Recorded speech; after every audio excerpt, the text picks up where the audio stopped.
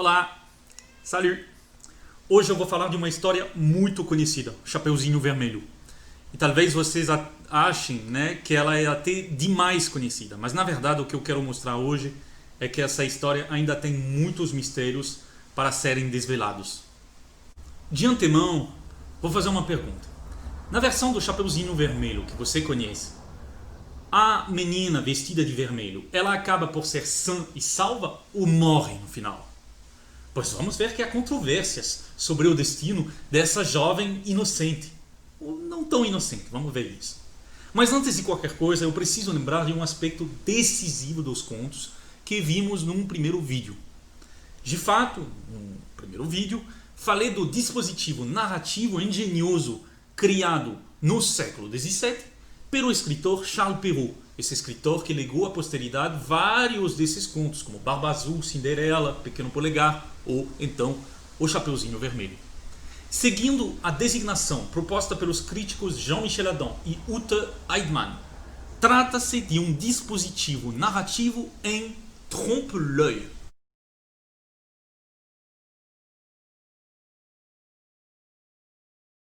Como essas imagens bidimensionais, que pelo uso de técnicas como a perspectiva, vão criar a ilusão óptica para o observador de que as imagens, na verdade, elas têm 3 dimensões, com profundidade. É muito comum ver esse tipo de trompe-l'œil em algumas ruas de Paris, por exemplo. Mas eu acho que o exemplo mais famoso é a Capela Sixtina, de Michelangelo, né? Em que você olha para o teto e você realmente tem a impressão de uma profundidade, enquanto o teto é plano. Isso é realmente uma façanha absoluta da arte e do Renascimento. No caso da literatura e dos contos de Perrault, o leitor ele tem a impressão, mas apenas a impressão, de estar frente a histórias ingênuas narradas pela voz encantadora de uma mãe gansa em torno da chaminé, né? Enquanto, na verdade, a ingenuidade de uma voz supostamente popular esconde relatos densos, elaborados, que condensam múltiplas referências culturais numa história só, e essa história desencadeia reflexões morais, alegorias reveladoras de comportamentos humanos e, no final, sempre tem, geralmente, uma moralidade através da qual o autor vai tentar revelar a utilidade dessas histórias, né, desses contos. No caso de Chapeuzinho Vermelho, o trompe-l'œil também vale. Você acha que o Chapeuzinho Vermelho é apenas a história um pouco assustadora, mas com final feliz, de uma menina bonitinha que vai ao encontro da sua avó?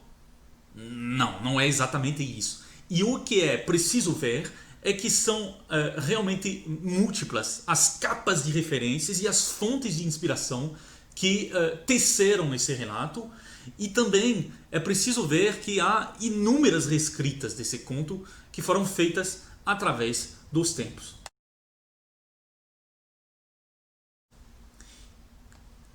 Eu já falei aqui no primeiro vídeo das Metamorfoses de Apuleio, livro também chamado O Asno de Ouro.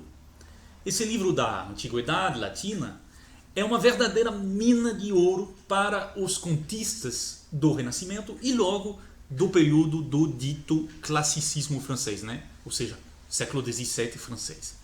Pois bem, uma passagem famosa desse livro de Apuleio é a fábula de Psique. E em particular o episódio em que a Psique, a heroína, recebe de sua madrastra ciumenta uma missão. Essa madrastra ciumenta é ninguém menos do que Vênus, né? A deusa do amor.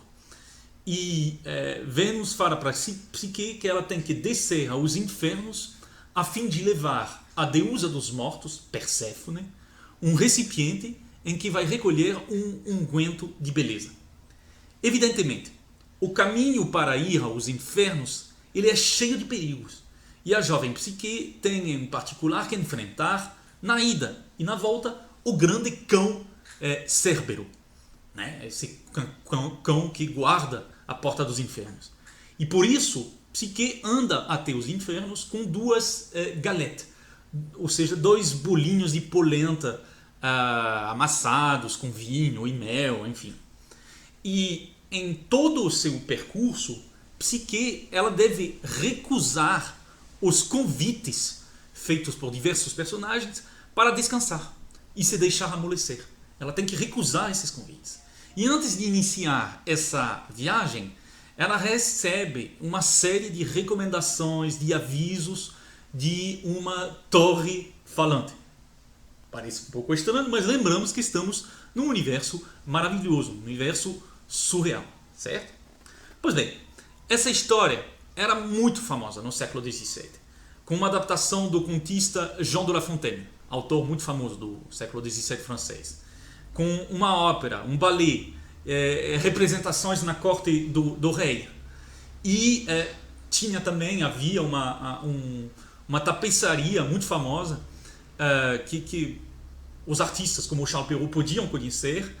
É uma tapeçaria do artista italiano Giovanni Battista Castello, em que vemos uma representação da Psique com uma roupa vermelha, né? Encontrando o cão Cérbero, certo? Eu vou deixar agora o texto desses críticos, né? Jean-Michel Adam e Wilton Edman, falar por si só. Eles estabelecem esses paralelismos entre os dois relatos. A fábula de Apuleio, de um lado, e o Chapeuzinho Vermelho, por outro. Si Psyché doit traverser les ténèbres muni de deux galettes et du récipient pour aller à la demeure de la grande déesse des morts, le petit chaperon rouge doit traverser un bois pour porter une galette et un pot de beurre à la maison de sa grand-mère. Então temos universos diferentes, personagens mitológicos por um lado e personagens assim comuns do cotidiano por outro, com uma avó, né, a Mère Grand, e temos os infernos por um lado e por outro um bosque, um simples bosque, uma floresta, né? Mas nós temos nos dois relatos uma jovem que leva provisões para ou a deusa dos mortos ou a avó. Sa mère, dont il est pourtant dit qu'elle était folle d'elle, ne lui fait aucune recommandation avant de l'envoyer traverser le bois pour se rendre à la maison de sa mère grande.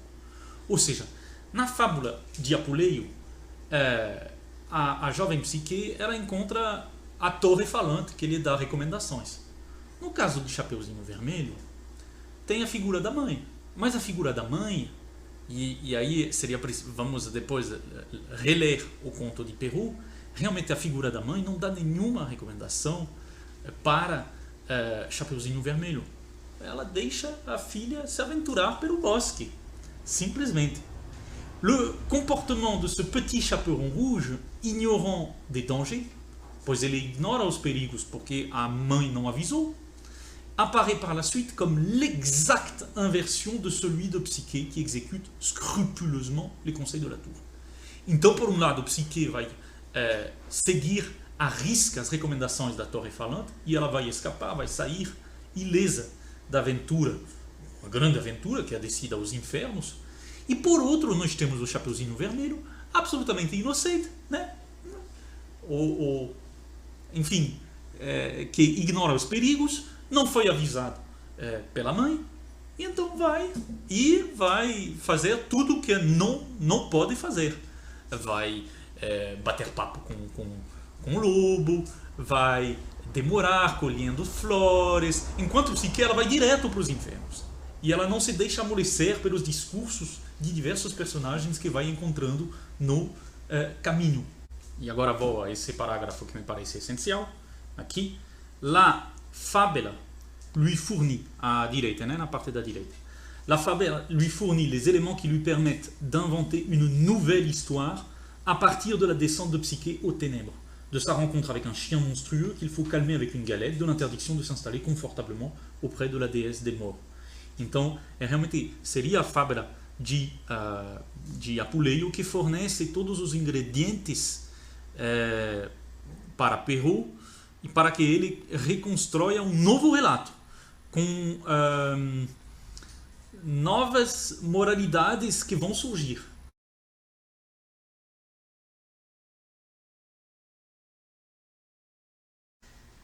deixei aqui uma imagem que aparece como a vinheta dos primeiros contos de 1695 1697, né? As primeiras versões publicadas dos contos de Peru. A vinheta é a ilustração que aparece em cima de cada relato, de cada conto.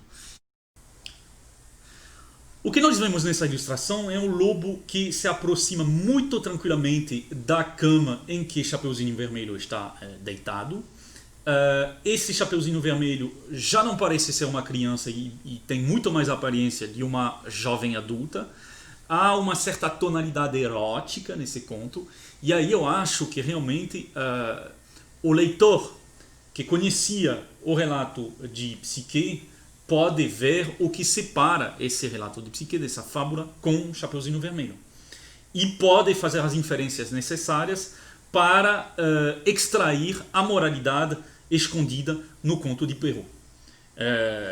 Primeiro, é preciso se defender contra as seduções, um certo discurso hipócrita dos sedutores. E segundo, o que pode ser observado é realmente a irresponsabilidade da mãe, que de jeito nenhum, em nenhum momento, vai avisar a filha.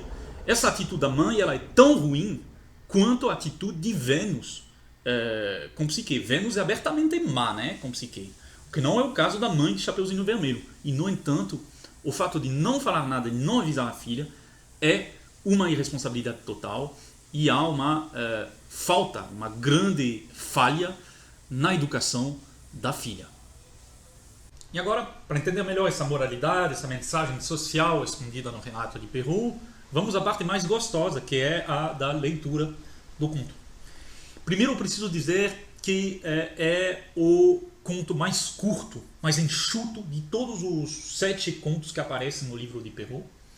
Então é admirável essa contenção de palavra para criar um ambiente, né? Também é preciso dizer que nós temos nesse conto uma linguagem muito repetitiva. Perrault era um escritor da Academia de Letras, né? Ele sabia muito bem como usar as palavras, e com esse uso de repetições, de fórmulas antigas. Também nós vemos toda a arte do escritor aí para criar uma história arquetipal, de certa forma, né? Nós não vamos ter tempo de ler todo o conto, mas vamos a alguns momentos chaves dessa história muito curta. O início e o fim. Il était une fois, fórmula encantatória clássica, que apresenta as coisas, né, de forma arquetipal, num tempo indeterminado, pode ser qualquer tempo, isso também é uma grande característica dos contos. Era-se uma vez, pode ser hoje, pode ser amanhã, a história vale para sempre. Il était une fois une petite fille de village, la plus jolie qu'on eût su voir. Sa mère en était folle, et sa mère grand, plus folle encore. Cette bonne femme lui fit faire un petit chaperon rouge qui lui seyait si bien, que partout on l'appelait chaperon rouge. Em pouquíssimas palavras, já temos uma ideia do que vai acontecer, se nós ficamos atentos. E essa é realmente toda a arte de Perrault. Nós temos uma pequena filha de um vilarejo, personagem que imaginamos ingênuo, pequena filha de vilarejo, e as palavras que seguem vão confirmar essa primeira impressão. Elle est la plus jolie qu'on eût su voir. É curioso ver que Perrault não utiliza belle, bonita. Mais uma vez, Perrault faz parte da Academia de Letras. Não é gratuito o fato de não usar o adjetivo beau. Jolie, em alguns dicionários da época, do século XVII, é mencionado assim como, de fato, um sinônimo de bonito, mas existe uma expressão que é elle est jolie à craquer. Elle est jolie à craquer significa que é bonita até dá vontade de craquer, de mastigar, de deglutar a personagem, né? Então já aparece o que podemos chamar de motivo canibalista, de certa forma, aí, mas que tem a conotação da sedução, né? Nessas primeiras palavras. Sa mère en était folle. Sa mère grand plus folle encore. Bom, a mãe e a avó estão adorando de paixão a neta ou a filha. Mas é um adjetivo forte, folle, que conota, de certa forma, a ausência de razão. Perrault, outra observação, utiliza mère grand em vez de grand-mère. Já no século XVII se dizia grand-mère. Então, é, mais uma vez, voluntário essa utilização, essa inversão que faz o Perrault. Para criar um ambiente arquetipal, mais uma vez, eterno, de todos os tempos. A figura mère grand tem uma coisa, um aspecto um pouco mais arcaico do que grand-mère, que era, repito, já a expressão usada no século XVII. Logo, cette bonne femme lui fit faire un chaperon rouge. Olha, isso é muito curioso. Por que o Perrault não repite essa grand-mère, essa avó? Não, cette bonne femme.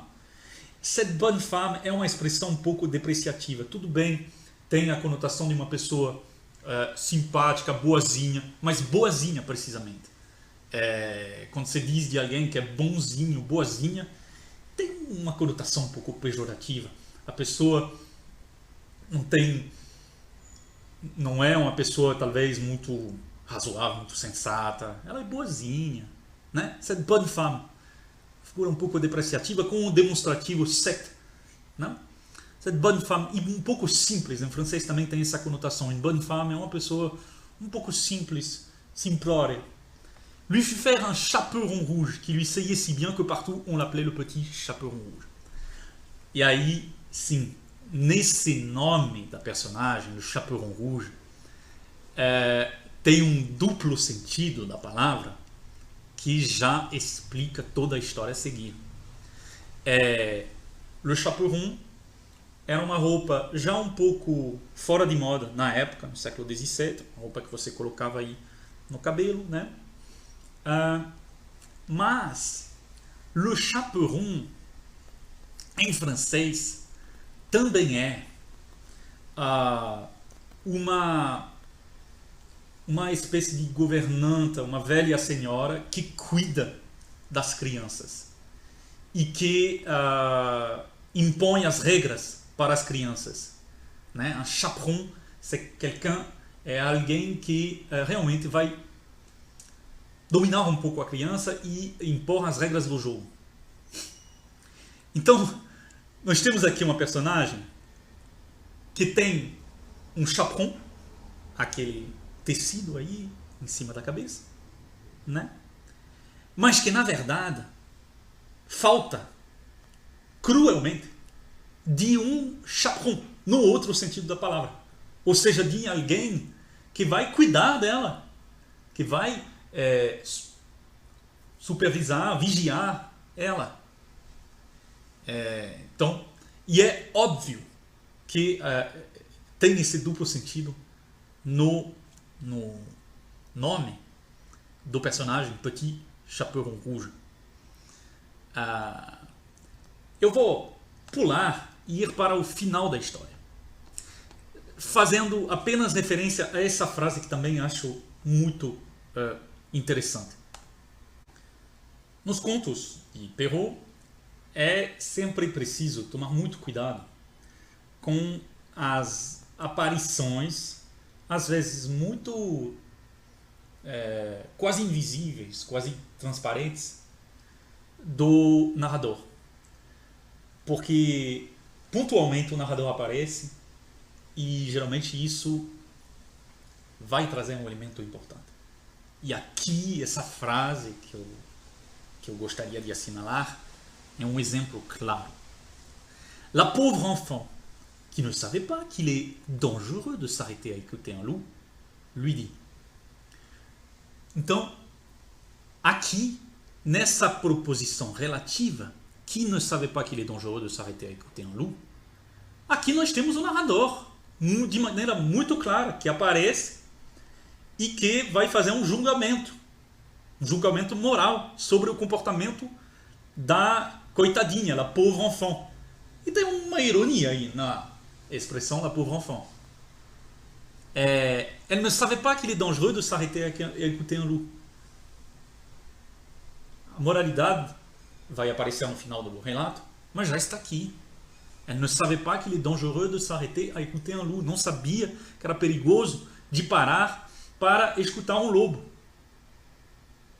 Né? Se deixar assim levar, né, pelos encantos dos lobos sedutores que andam por aí. Ninguém avisou ela. Ela não tem chaperon, ela não tem alguém, nem a mãe, nem a avó, nem uma outra pessoa que poderia cuidar da educação dessa filha. Não tem ninguém para dizer, olha, filha, cuidado, o mundo é cheio de perigos. A seguir, vamos ler a moralidade, a conclusão e a moralidade de Perrault. No entanto, nesse ponto, acho que já posso fazer duas observações que me parecem importantes. Primeiro, realmente vemos como Perrault constrói um relato para que desemboque no final em uma moralidade. Ele quer fazer do conto uma ferramenta útil, algo para ensinar. E volto a dizer que aqui nós temos que pensar no contexto socio-histórico. Século XVII, a importância para vários escritores de, ao mesmo tempo, agradar o leitor e instruir, ensinar, dando alguns preceptos morais, com uma figura ideal da época que é a do homem ou da mulher honesto, honesta. Uma pessoa civilizada, entre aspas, que sabe adotar certos comportamentos e regras de cortesia e sabe muito bem como se inserir no seio da corte de uma sociedade elegante, certo? Segunda observação. A partir de uma chave de leitura contemporânea, podemos perfeitamente serem levados a considerar Chapeuzinho Vermelho como um conto antifeminista, que limita a liberdade, a margem de improviso, de espontaneidade das mulheres, dizendo que elas não podem sair na floresta sem sei lá, querer colher as flores e parar e, né, passear, etc, etc. Mas, olha, é inclusive um argumento que eu encontrei em um artigo científico que eu descobri navegando pela internet. Mas agora eu gostaria de dizer muito cuidado com essas leituras anacrônicas de textos antigos. No fundo, Charles Perrault ele é mais feminista do que muitos escritores do século XVII, se eu posso utilizar esse adjetivo feminista de maneira anacrônica, né? Por que eu digo isso? Perrault escreveu em 1694 um ensaio que se chama Apologie des Femmes, Apologia das Mulheres. Nesse ensaio ele critica um outro escritor famoso da época, Boileau. Ele critica Boileau pelo desprezo e pela calúnia que Boileau faz no que diz respeito às mulheres. Boileau demonstra em seus escritos um desprezo pelas mulheres sábias, les femmes savantes, essas mulheres da corte que participam de conversas intelectuais, etc. Então, Perrault denuncia a maneira que Boileau tem de tratar as mulheres casadas como mulheres adultérias, né? Segundo Boileau, todas as mulheres casadas seriam, de certa forma, mulheres adultérias. E, sobretudo, Perrault, nesse livro, defende a ideia de uma educação mais rigorosa para as mulheres. E ele não é o único a defender esse tipo de postura, de posição na época. Eu vou citar um outro escritor famoso da época, Fénelon, que escreve em 1697, no livro De l'Éducation des filles, escreve a frase seguinte: nada é mais negligenciado do que a educação das meninas. O costume e os caprichos das mães decidem de tudo. Supõe-se que é preciso dar a esse sexo pouca instrução. Então, o que temos no conto Chapeuzinho Vermelho? Nós temos mais uma vez uma mãe que não dá nenhuma instrução para a filha. Então, o Perrault defendia, na verdade, a ideia de dar muito mais instrução para as mulheres e não apenas para os garotos, os meninos. Era preciso dar umas lições de erudição, de lições literárias, enfim, dar um grande estofo para a educação das filhas. Então, mais uma vez, muito cuidado com as leituras anacrônicas de contos. Mas volto à leitura do conto, enfatizando alguns elementos de linguagem. A repetição, por exemplo, de certas fórmulas. Toc-toc para entrar, né? Qui est là? Primeiro quando o lobo entra na casa da avó e depois quando o Chapeuzinho Vermelho entra numa casa em que o lobo já devorou a avó. Toc-toc, qui est là? E aí nós vemos le petit chaperon rouge, qui entendit la grosse voix du loup, eut peur d'abord. Ele pegou um susto, assim, teve medo porque ele ouviu a voz do lobo. Mas depois, cuidado. Mais croyant que sa grand-mère était enrhumée, répondit: c'est votre fille, le petit chaperon rouge. Ou seja, num primeiro momento, Chapeuzinho Vermelho pega um susto. Então, na verdade, identifica algumas estranhezas, só que não consegue ler, ou não faz o esforço de ler os signos. Por quê? Porque não recebeu instrução. E aí volto ao que eu falei antes.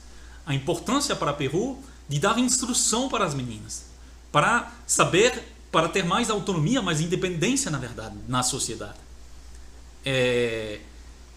O que Chapeuzinho Vermelho não tem é uma capacidade analítica de decifrar os signos. Os signos estão visíveis, ela ouve tudo, ela ouve a voz estranha do lobo, mas ela não tem esse dom de interpretação dos signos.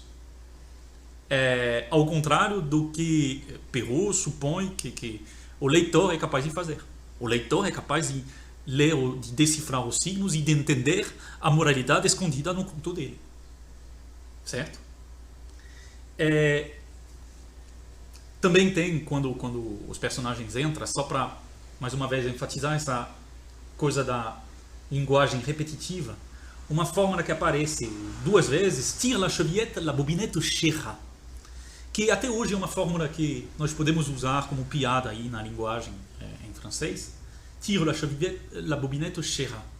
É a fórmula para poder entrar, né, na casa.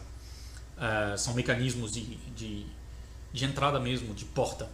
Tire la chevillette, la bobinette cherra. Só que são duas palavras, chevillette e bobinette, que hoje, mas também já no século XVII, na época em que Perrault escreve, não se utilizam mais. Ou seja, Perrault voluntariamente, mais uma vez, vai criar uma espécie de arcaísmo, né, para dar a noção de uma história arquetipal, antiga, para criar um ambiente particular nesse conto. Inclusive ele usa o verbo choir, cair, mas que não se usa mais. Nós falamos tomber em francês, o verbo choir, e o futuro do verbo choir aí é muito pouco usado. E isso, mais uma vez, já no século XVII. La bobinette cherra, vai cair. Né? Um mecanismo que apoia, que sustém a porta. Enfim, eu vou agora para a conclusão do conto, que é brutal. A conclusão do conto é brutal. Tem primeiro esse diálogo que é absolutamente famoso, emblemático da literatura, dos contos. O diálogo entre o lobo e Chapeuzinho Vermelho. Ma grand-mère, que vous avez de grands bras. C'est pour mieux t'embrasser, ma fille. Ma mère grand, que vous avez de grandes jambes. C'est pour mieux courir, mon enfant. Ma grand-mère, que vous avez de grandes oreilles. C'est pour mieux écouter, mon enfant. Ma mère grand, que vous avez de grands yeux. C'est pour mieux voir, mon enfant. Ma mère grand, que vous avez de grandes dents. C'est pour te manger. Só falta aqui uma alusão, nessa espécie de blasão do corpo, só falta uma alusão ao sexo. Mas o leitor, eu acho que é quase implícito. O erotismo, na verdade, existe nesse conto. E a conclusão é absolutamente feroz, ela pode ser lida de diversas maneiras, pode ser lida assim como uma dévoration sexuelle também, mesmo. Et en disant ces mots, ce méchant loup se jeta sur le petit chaperon rouge et la mangea. Com uma ironia implícita nas palavras do narrador. Mais uma vez, por que ele usa de repente esse adjetivo méchant? Oh, quel méchant loup! Que mal esse lobo! Mas o Chapeuzinho Vermelho tinha tudo para entender os signos. E o diálogo em cima é absolutamente fantástico, porque ele tem uma oralidade muito forte, né?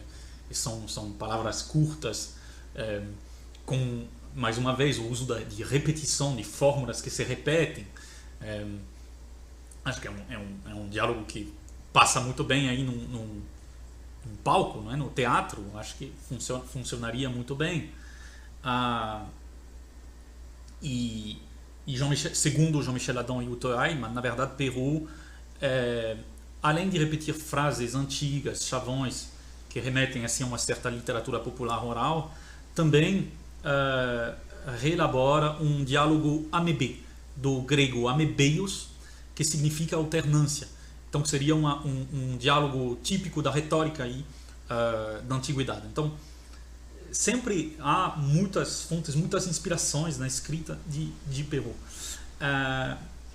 E o que é interessante nesse diálogo, mais uma vez, é que a Chapeuzinho Vermelho enumera uma série de signos visíveis. Nossa, vocês têm grandes braços. Ah, mas c'est pour mieux t'embrasser. Nossa, mas vocês têm pernas grandes, né? Sim, mas c'est pour mieux courir, diz o lobo. E é o que ele fez nas peripécias anteriores do conto.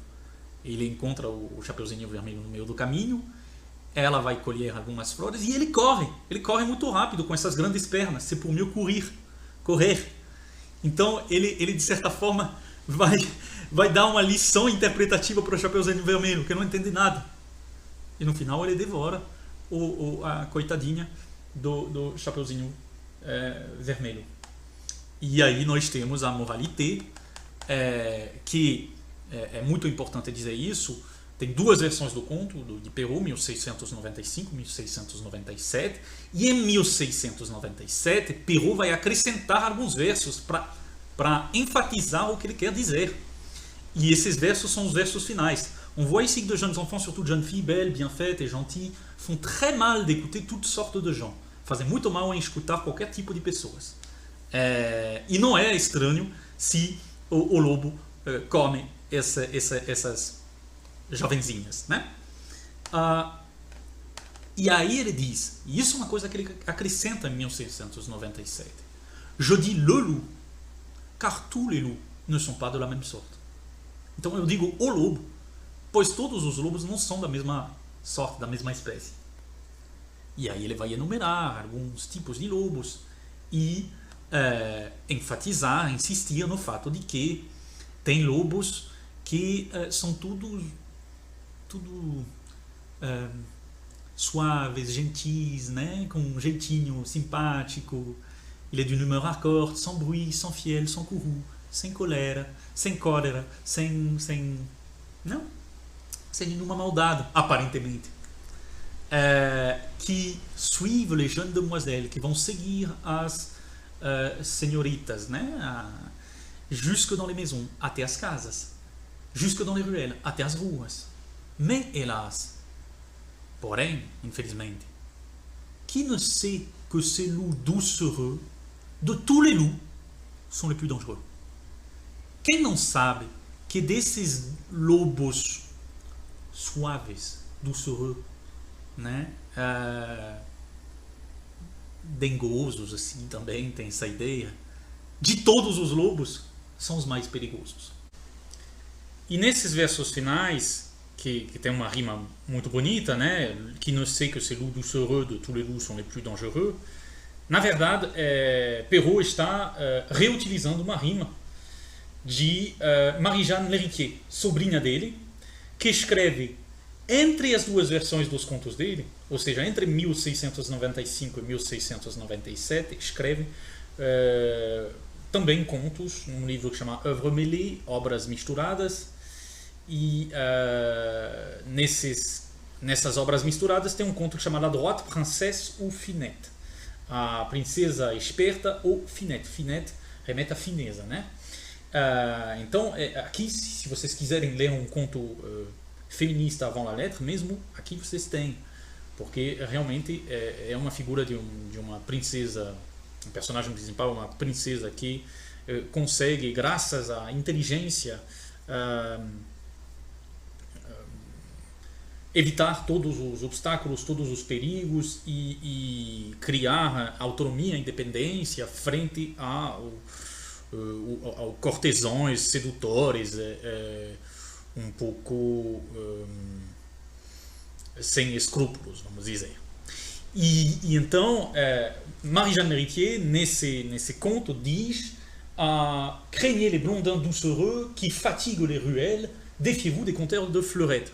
Ou seja, é claro que Perrault aí está realmente fazendo eco ao texto da sobrinha. Ele retoma até os termos ruelle, doucereux, e é só substituir a palavra lobo pela palavra blondin, ou seja, moços, louros, sedutores.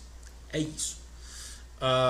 Então acho extremamente interessante ver de que maneira, na verdade, a partir de um conto muito simples, o escritor Charles Perrault vai criar um diálogo intertextual tanto com a antiguidade, Apuleio, quanto com autores contemporâneos dele, Jean de La Fontaine, mas também essa sobrinha Marie-Jeanne Lériquier e outros. E talvez, muito provavelmente, também tradições populares, contos antigos que remetem a um fundo antigo de tradições orais. É uma riqueza infinita desse conto, e uma riqueza, e isso vai ser a nossa próxima etapa aí do vídeo, uma riqueza que vai se tecer também ao longo dos tempos. Ou seja, o texto de Perrault é uma primeira variação, mas depois o conto vai evoluir até o nosso mundo contemporâneo.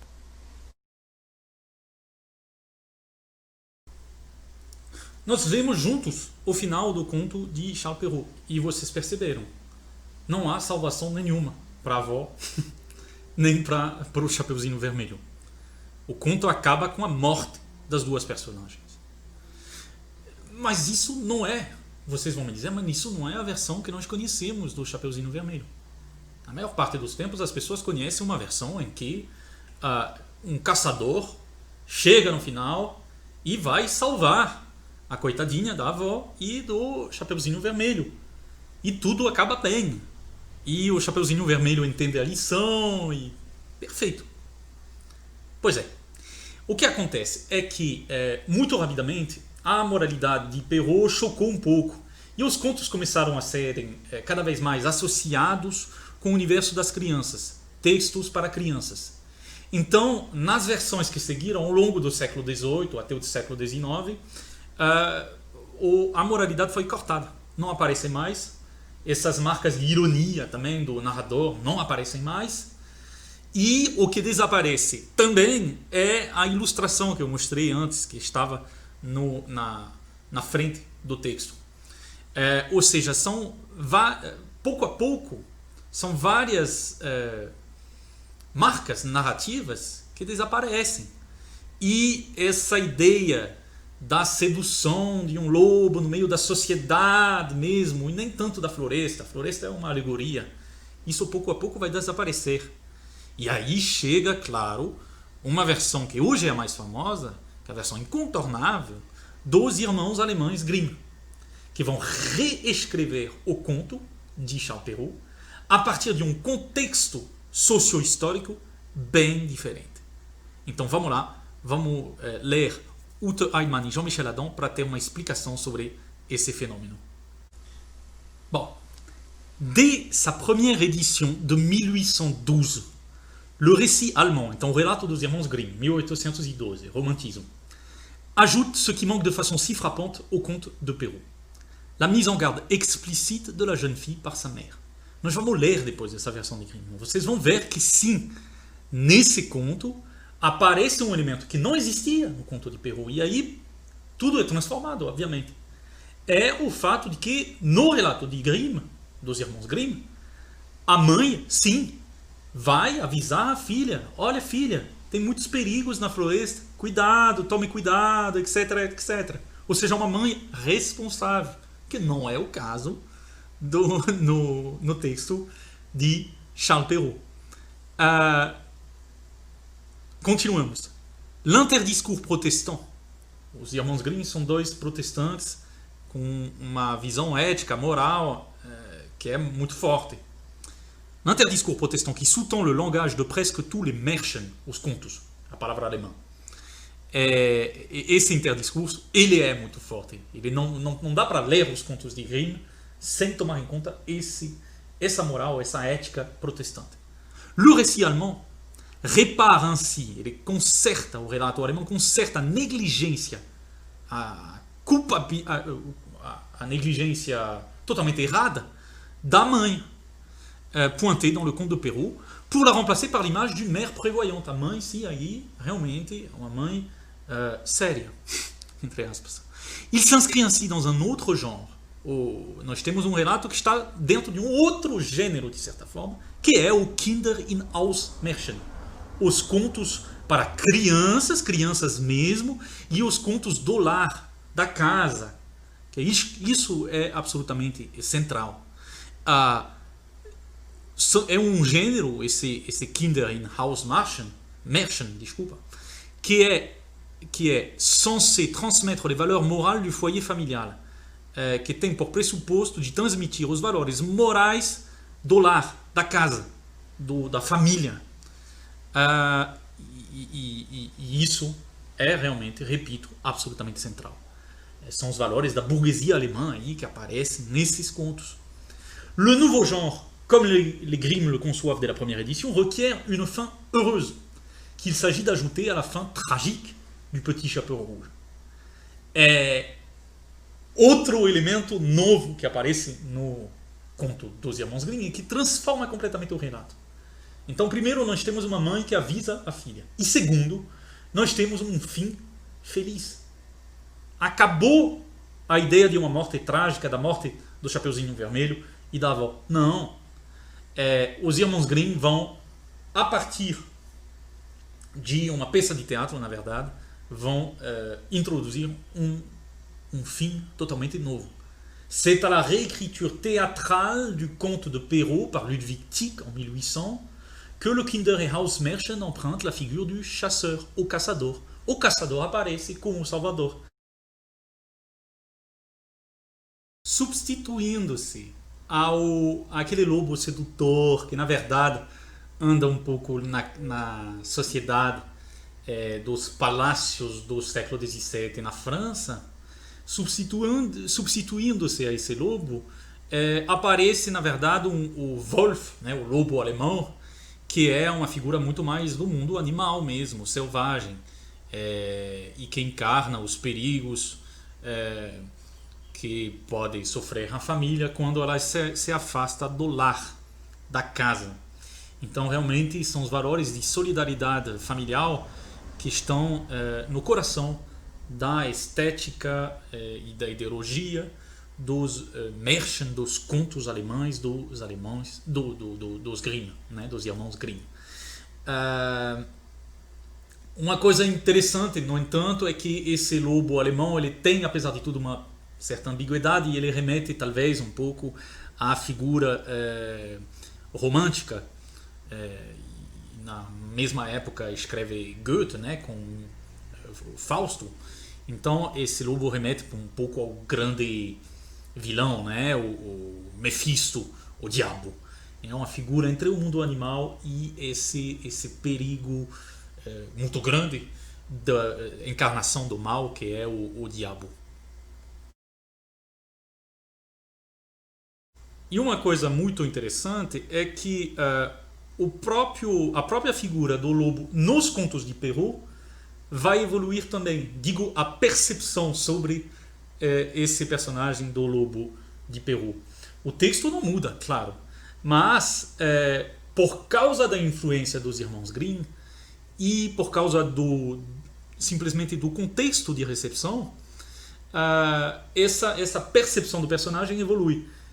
E aí tem também um outro elemento que vai desempenhar um papel forte nesse sentido, são as ilustrações de um desenhista famoso que chama Gustave Doré, desenhista alsaciano da minha terra. Eu gosto sempre de falar isso, porque sou bairrista. Mas o Gustave Doré vai ser o desenhista das novas edições dos Contos de Perrault no século XIX e provavelmente influenciado pelos irmãos Grimm. Ele vai desenhar um lobo muito mais animalizado, muito menos humanizado.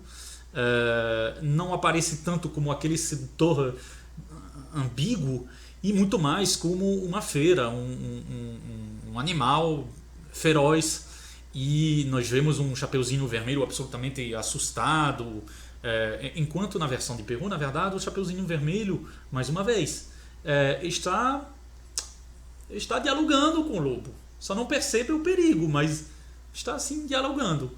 Na versão nas ilustrações de Gustave Doré e na versão dos irmãos Grimm, a criança é muito mais apavorada.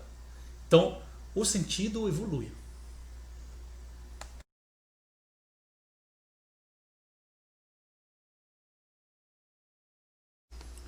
Bom, mas o que nos resta agora fazer é comprovar no texto mesmo o que eu acabei de falar sobre a versão dos irmãos Grimm. Então vamos lá. No início do conto, a primeira grande diferença é, de fato, os avisos da mãe para Chapeuzinho Vermelho. O Chapeuzinho Vermelho vai levar, em vez de 2 bolos, né, de manteiga, um bolo e uma garrafa de vinho. Coisa boa, garrafa de vinho para a avó. A mãe fala para Chapeuzinho Vermelho: põe-te ao caminho antes que se ponha quente. E quando estiveres no bosque, vai direta, não te desvies do carreiro. Senão ainda cais e partes o vidro e a tua avó não recebe nada. E quando entrares no quarto dela, não te esqueças de dizer bom dia e não te vás pôr a espreitar em todos os cantos. Então são vários avisos. É totalmente diferente do que aconteceu na versão de Perrault. É uma tradução em português, essa que vocês podem encontrar pela internet, mas é o texto original dos irmãos Grimm mesmo, uma tradução, certo? Continuamos. No final do conto, aqui vocês têm o diálogo, que é realmente aí uma tradução do diálogo de Perrault, né, que eu comentei antes. Avô, que grandes orelhas tens, etc, etc. E o lobo devora a avó e Chapeuzinho Vermelho, só que chega aí o caçador, a figura do Salvador, né? Dá certo, os 3 são sãs e salvos, e aí chega a vingança. Entretanto, Capuchinho Vermelho depressa procurou grandes pedras com as quais encheram o lobo. Quando ele acordou, quis fugir, mas as pedras eram tão pesadas que caiu subitamente e morreu. Então, graças à solidariedade humana e às manhas aí de Capuchinho Vermelho, de Chapeuzinho Vermelho, eles conseguem, né, se vingar. Essa ideia de solidariedade da família é muito forte nos contos de Grimm. Os 3 ficaram muito contentes. E aí, uma coisa que realmente vale a pena comentar. Mas Capuchinho Vermelho, o Chapeuzinho Vermelho, pensou: nunca mais na vida tomarás a saída do caminho sozinha para entrar no bosque depois de tua mãe o ter proibido. Ou seja, os irmãos Grimm, para que fique muito claro assim a mensagem contida no conto dele, vão acrescentar esse monólogo interior de Chapeuzinho Vermelho no final do conto.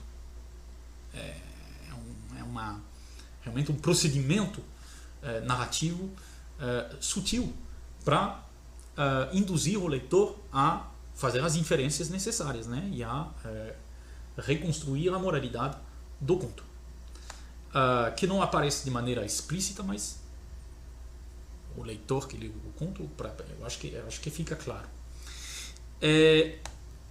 Há também uma coisa que vale a pena comentar, é que isso não é exatamente o final do conto, pois há uma fórmula de narrativa que permite acrescentar uma versão ao conto.